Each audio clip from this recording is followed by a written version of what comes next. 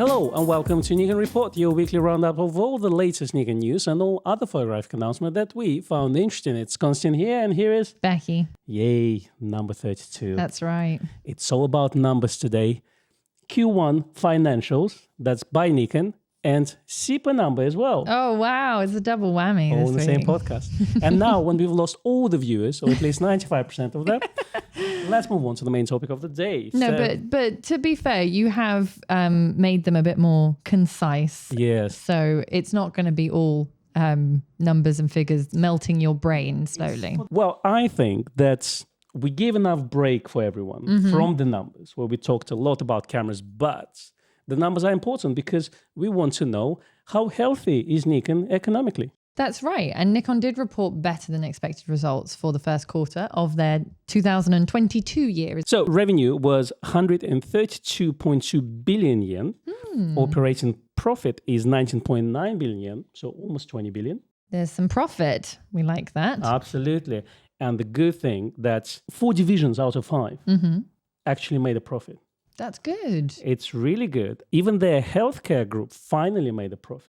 Because before they were just kind of investing in it, but not actually making a profit out of it. Absolutely, absolutely. And let's look at the imaging division. We're not going to touch precision and health care and all this. So just imaging this time. That's all we care about, really. Exactly. Those are cameras, lenses, all the good things that we like.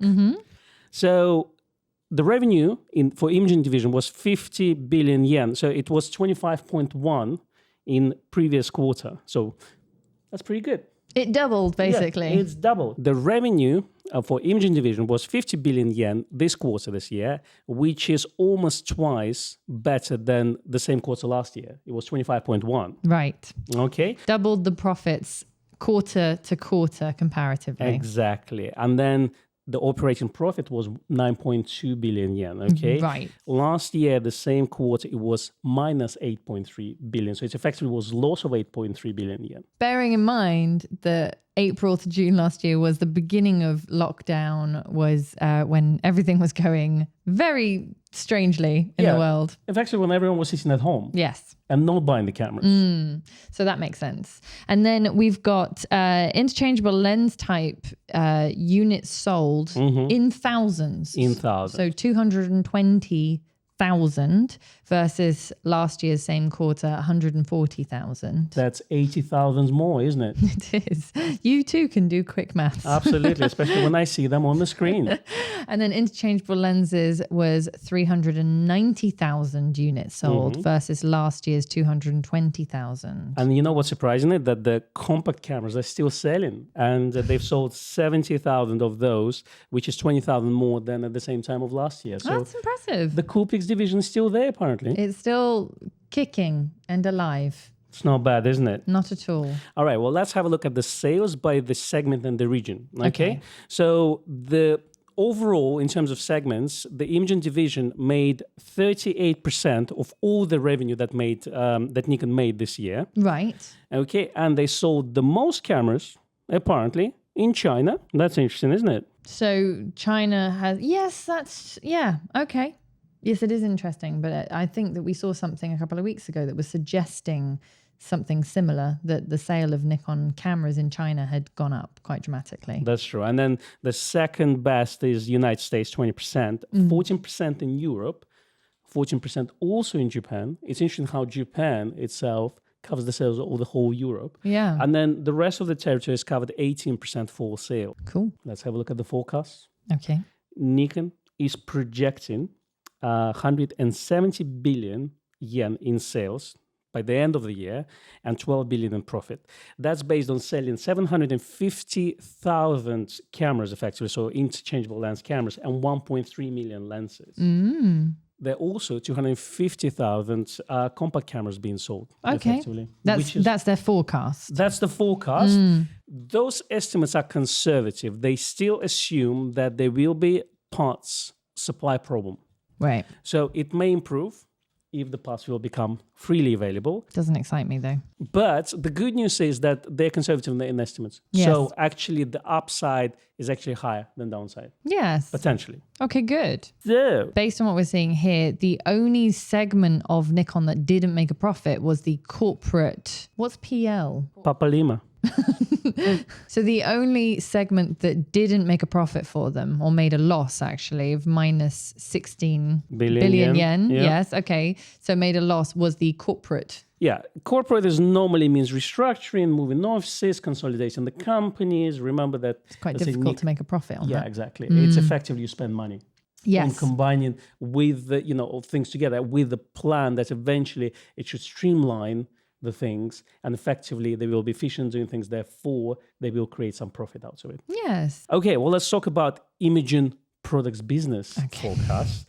Nikon says, 19.8 billion year to year. So they've surpassed that now. They say the digital camera market continues to recover to its recovery trend. The market for mid-high-end cameras and lenses remains strong.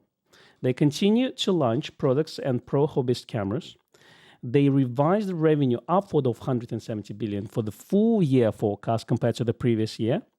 And they will focus on stable supply of parts, including semiconductors, for cameras and lenses. Well, that's something. It's something that I would write as well. To make everybody think good thoughts. Exactly. So what did they say about operating profit backs? So operating profit was surpassed by 48.3 billion yen year on year. That's good. That's good.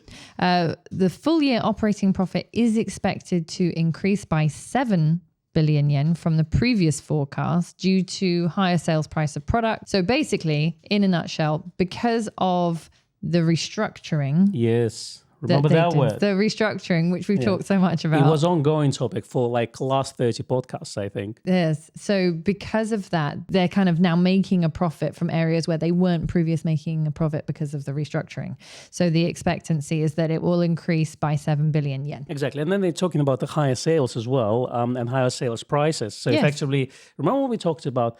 Higher margins, lower sales. Yeah. So that seems like that relates to that as well. I'm going to put the prices up a little bit. So now, obviously, we talked about shortages. Looking at Nikon inventory, it's historically low this time of the year. And again, shortage in supply of parts, semiconductors, etc., etc. Yes. Now, research and developments for this year is projected to be for imaging products at about 26%. It was 28% last year. More or less 2% is about the same. Okay. Tom Hogan looked at the numbers. And he said that the only anomaly that he can find in Nikon presentation was that the profit for the second half of the year is only 20% of what they forecast in the first half. That seems to be a clue that Nikon isn't done writing down underperforming assets, as they tend to do that at the end of the fiscal year if possible. Remember when we talked about 3 months ago, and obviously you don't remember because when we talk about Nikon financials, you generally just... I'm in a happy else. place. I am somewhere. I'm completely somewhere else. I'm at home with a cup of coffee and reading a good book. Okay, but let me brief you in real quick. Yes. What they did in the last quarter, financial quarter. Yes. They didn't release any cameras, first of all. Yeah, it was kind of all doom and gloom. I remember that. And they said, we're going to write off a bunch of stuff. And there was production equipment, the old stock inventory, etc., etc. Yes. So, and the reason for that being is, well, why won't you give up the bad news now? And then the next year, it's all going to be positive. So it looks like it's just the trend they do every year. So technically, if they're going to write off a bunch of equipment, let's say, or inventory at the end of Q4, that's, of course, will lower their revenue because there's a lot of stuff to write off. Right. I see the strategy. Tom did also point out that Nikon's forecast numbers don't seem to hint at any significant new camera models in 2021, other than the Z9, which isn't a volume product. It is not volume product. That's true. Because obviously, if you look at D6 sales, first of all, it would be the most expensive camera in Nikon lineup, and therefore they tend to sell to professionals. Yes. Now, I tend to agree and disagree with that statement because Tom says that we may not see new cameras. I think we will see the announcements. But obviously, if you release a new camera, something will get discontinued. So some sales we'll get reduction in sales on the older products. Yes. But then we'll get new sales of the new products. Yeah. And if you look at this, then the numbers will genuinely be all kind of balance up. Yes. And also think that the Z9 will possibly be more popular than Nikon expects. Yeah, according to our theory, Z9 will be everything we wished for. Yes. At a fantastic price of $25,000. No, it's not. But from what we hear, it's not going to be $6,000 or $7,000. So you never know. So fingers crossed it will be a slightly more attainable price. But I think in doing so, that will make it harder to supply the demand. Absolutely. $499? £4.99, £4.99 bargain. Absolutely. 3 for a tenner. But who knows? I mean, I want to be surprised. Yes. Pleasantly surprised. I would say. Pleasantly surprised. That's what we would like. All right. So looking at Nikon is now in much stronger and healthier position financially compared to last year. And we can look at that by just looking at their liabilities, equities, and assets. So they're doing much better. But also Nikon stock has been up on the news about 5%. And it is up 58% year to date. So if you bought one share at $6.10. When we told you to.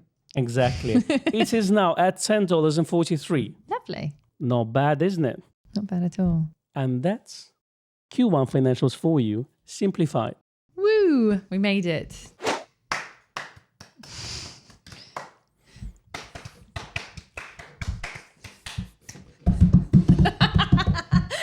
It's so ridiculous. Okay. All right. With financial numbers out of the way, let's talk about new Nikon registrations. Yes. So a new battery charger was registered in Korea. It's the MH33. Nokia reports that Nikon have registered it in that region. It's difficult to say whether the charger is for the upcoming Z9. Doubt it somehow, or if it is for something else like the Z30. Okay, well, let's speculate, right? So we love to speculate. Absolutely. Let's talk what Nikon will release next, because we didn't talk about this last podcast. So Z30, yeah. So I would assume that the Z30 is effectively based on Z50 without LCD, effectively without built-in viewfinder. Yes. Now, if that's the case, it would use the EL25 battery. I would hope so. And however, saying that, the MH32 was the charger for the Z50 and the ZFC. That's correct, yes. So if the Z30 takes the same battery, then it should take an MH32. Exactly. See what I mean? Luckily, so far we've been quite fortunate with the releases. The Z6, Z7, Z6 II, Z7 II, and the Z5 have all taken the MH25A and the ENEL15 now C version batteries. And I hope that that continues. Obviously, with a bigger camera like the Z9, I would expect a bigger battery. Will they incorporate the ENEL18C, do you think, or is that too big? Well, that's my point. Because if you're thinking that is the battery for Z30, it's effectively will be a smaller battery than Z50.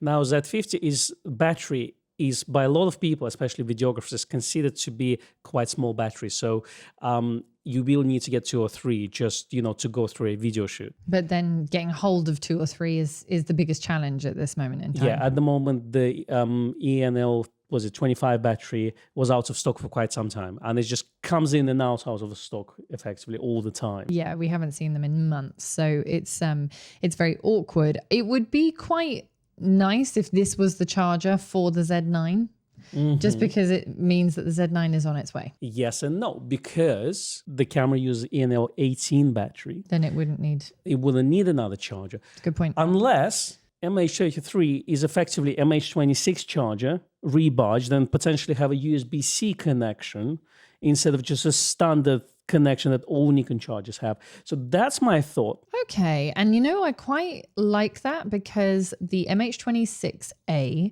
has been out of stock, like most things, for a number of months. Indeed. And part of me wondered if they were reappropriating stock for the Z9 release, or manufacturing, assembly line for that, or whether or not it was going to be soon to be discontinued or what. Because when you haven't seen something like a battery charger for so many months, it kind of starts to beg the question. Good question. Absolutely. And then obviously 26 had an AK version where it would come with the little adapters that you could put all the batteries in there as well. 4As, etc. What my hope is that Nikon with Z9 still uses 18 version of the battery. It could be D or E, doesn't matter, but as long as it's the same shape. Because if it's a completely new battery, it will upset a lot of D6 or D5 users. Yes. Because a lot of professionals will switch there. So you don't want to spend another £150 just for a spare battery. Exactly. And if it's got the shooting capabilities that we're expecting it to have, it will need one of those big chunky batteries for sure.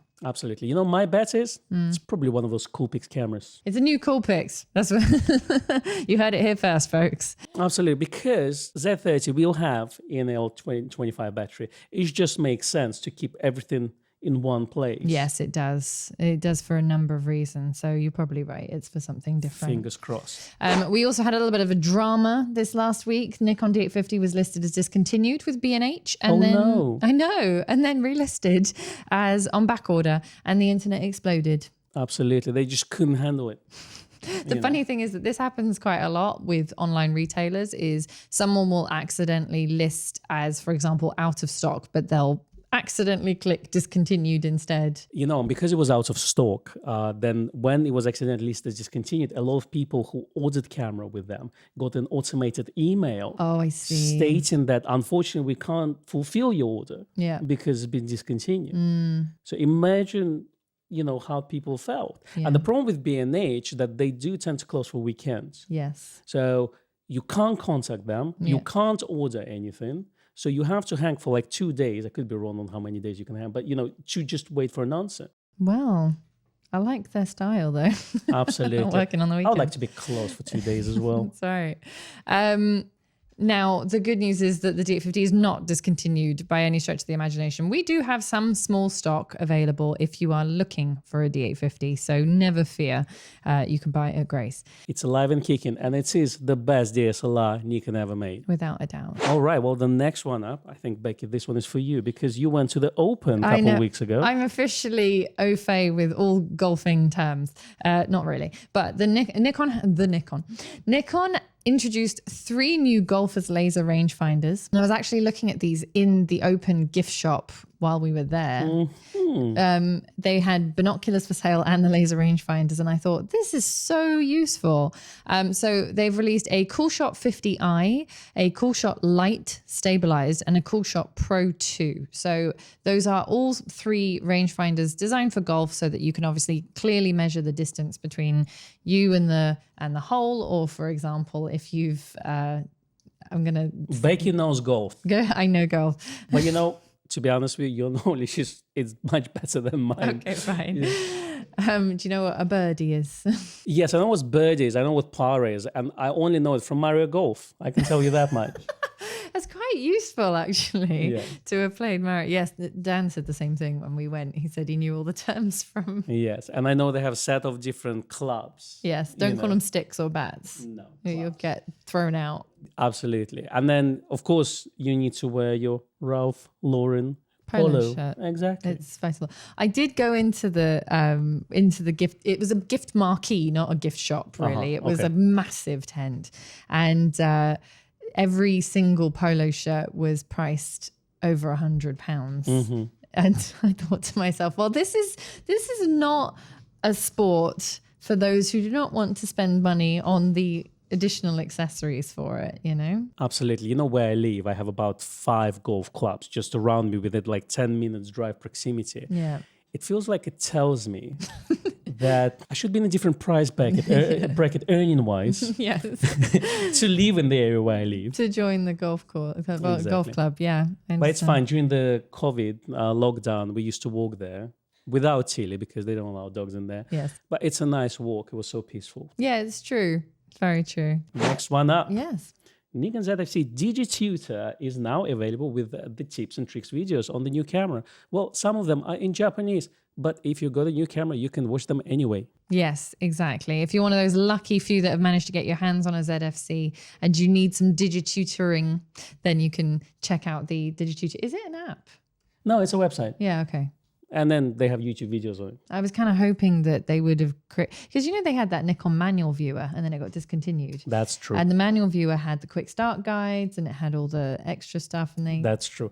I think they need to release an app which is called a Nikon Hub. That's a great idea. For everything Nikon. Imagine all you do, you can register your camera there and you register your ZFC and bam, you got tutorials right there. Yeah. You registered your flash.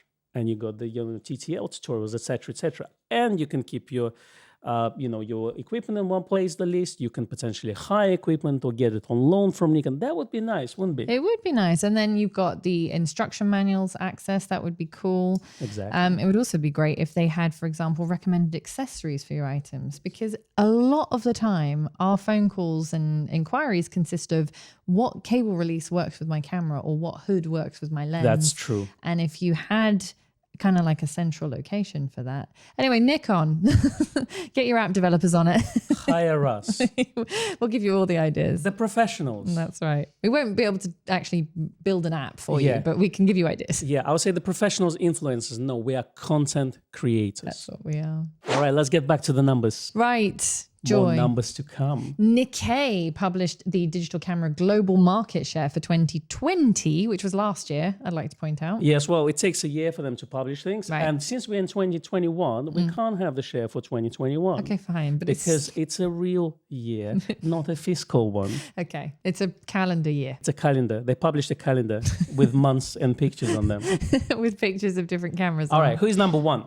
Canon. 47.9%. Boo. No, okay. Very well done to Canon. Obviously, we're not that interested in Canon equipment, but such is life. Yeah. Second up is Sony with 22.1%. Yeah, I've heard PS5 sold really, really well.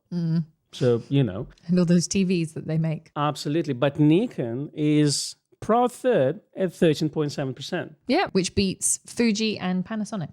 Not bad. Yeah, so of the six, we're kind of smack bang in the middle. Which is, nothing to say that this is bad or good, but that there is a potential there, I would say, for growth. And, well, with Nikon hopefully releasing nice products within this year, so Z9, Z30, and we can dream of the rest. Yes. Who knows, maybe they will, well, at least I wouldn't go to the second place, but at least shorten the distance. Yes, I agree. That would be very nice to see. And next one up is June CIPA numbers. CIPA. All right, we continue with our penguins. The chart is looking beautiful this year, and this month as well. It's a great penguin. All right, so, well, the June body shipments are a little bit lower than May shipments. So that's okay. It's not too low. And then the lens sales, however, increased compared to last month. Okay. Mirrorless now has 56% unit share of all interchangeable lens cameras and 76.1% of shipped value.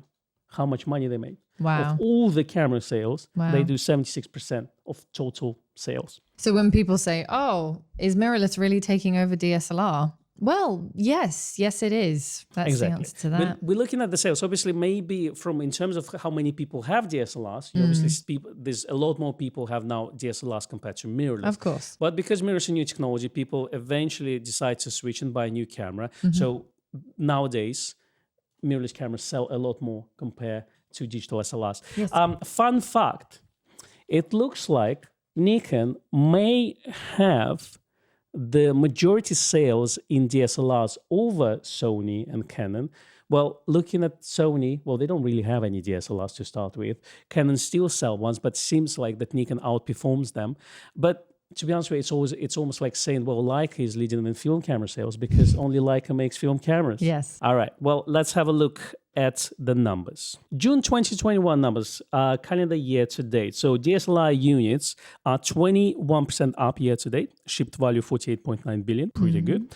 Mirrorless 55% year to date. And it's 114% up in shipped value. Again, in how much money they made. Wow. Now, DX non-full frame lenses are 15% up year to date. So Okay. that's pretty good. Yeah. And then full frame lenses and larger format lenses are 64% up year to date and 118 billion yen in shipped value. That's pretty good, isn't it? That is good. So CIPA estimates, based on the first 6 months' performance, they predict that the full year of overall sales of interchangeable lens cameras will be 7.33 million. Now, this is better compared to last year. They sold 5.3 billion. So 7.3 is better than 5.8, isn't it? So that's pretty good. I guess. But it is still lower than 2019 and 2018. So in 2019, they've sold 8.4 million and in 2018, 10.7. So we're seeing a kind of steady decline. Indeed. But at the same time, compared to last year, Yeah. we see a bit of an improvement. Yes. we talked about that the overall, the market is shrinking because obviously if you look at the mobile phones, Yeah. a lot of people buying those. If you look at compact camera sales, they've declined as well. Yes. So not many people nowadays buying a dedicated camera for their work. But to be honest with you, looking at hi-fi equipment as well, how many of you own an amplifier, a preamplifier for your vinyl deck? Yes. Or potentially, what else they do? An amplifier, preamplifier. Preamp, amp, a phono stage, and obviously a dedicated set of speakers. Of course. So the market, it's a bit of a niche thing. Yeah. And it looks to me that, unfortunately, the photographic equipment and video equipment comes into that place as well. Right. Because mobile phones. Yes. Yes. But no, I was thinking it's actually really interesting because our world is so photography centric and Nikon centric as well. But I had a lovely engineer come around and fix something at the house the other day. My tumble dryer stopped working. And you know, you get into a conversation with someone and they say, oh, what do you do for a living? And I said, oh, well, I work in an exclusively Nikon camera store.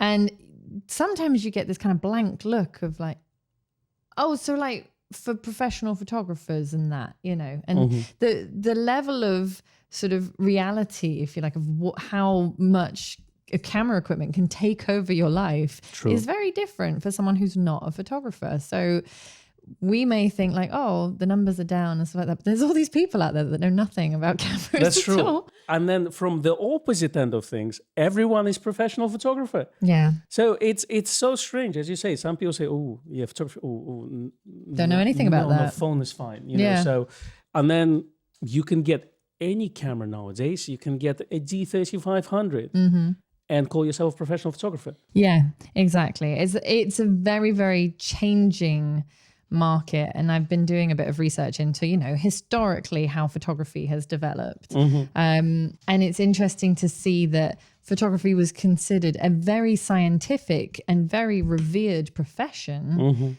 some 100 years ago. Oh, absolutely. And is now, you know, it was a whole big deal to go to a studio and have a family portrait taken. And it required so much knowledge as well, how to do that, the whole photographic process and how to change the plates. And they started with a quite large format. Exactly.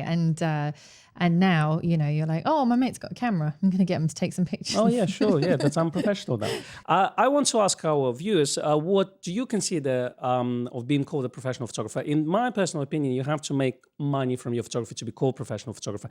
Everyone else is keen enthusiasts that create amazing pictures as good as professional photographers. Yeah. But if you have to separate those things, I think, yes, you have to make your money from actual taking pictures in order to be called that. But if you think differently, do let us know in the comments below. Yeah, for sure. We'd like to hear your thoughts. For your weekend read and watch segment, first up, we have shooting action on the Z6 II with the Nikon ambassador, Jason Boland, on his YouTube channel. Some action right there on his channel. But the one that I personally recommend you is Nikon old camera commercials. They're Japanese. They're shot between 1977 and 1994. And it's on Keigo Mirayama YouTube channel. Lovely stuff. Go check that out. Thank you very much for watching and or listening. Please give us a like and a subscribe if you're watching on YouTube, and perhaps a follow and maybe even a review if you're listening on a podcast platform. We would love it very much. Absolutely. And if you have a rumor to share, do send it to media@graceoverspinster.co.uk. And if you want to find us on places like Instagram, where can we find you, Bex? Me, it's Rebecca_Danese, and you? Konstantin Kochkin. Nice. All of the links for things that we have mentioned today are in the description box or the podcast notes, so you can check out those as well. Thank you very much. We'll see you next week. Bye. Bye.